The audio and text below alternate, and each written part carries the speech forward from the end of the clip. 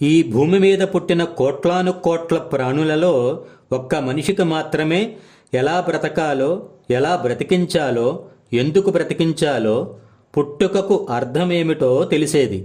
అలాంటి మనిషి ఏదో చిన్న చిన్న సమస్యలు వచ్చాయని జీవితాన్ని ముగించాలనుకుంటే ఇక ఈ భూమి మీద ఉన్న సమస్త ప్రాణుల సంగతి ఏమిటి?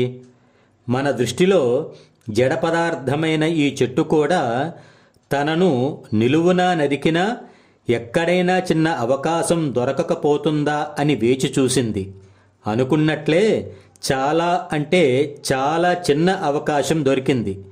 దానిని ఎట్టి పరిస్థితిలో వదులుకోకూడదని నిర్ణయించుకోవడమే కాకుండా ఎంతో కఠోర సాధన చేసి మరలా పూత పూసేలా చేసుకొని తనకు తానే ఊపిరి పోసుకుంది.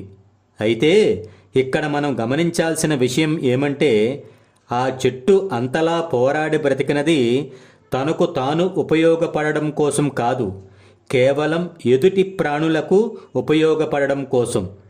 జ్ఞానం లేని చెట్టు కేవలం ఇతరుల కోసం అంతలా శ్రమించి తిరిగి నిలబడినప్పుడు మన కోసం మనం బ్రతకడానికి కూడా మనం నమ్మకంతో శ్రమించి నిలబడకపోతే ఇక మనిషి బ్రతుక్కు అర్థమేముంటుంది? జై హింద్.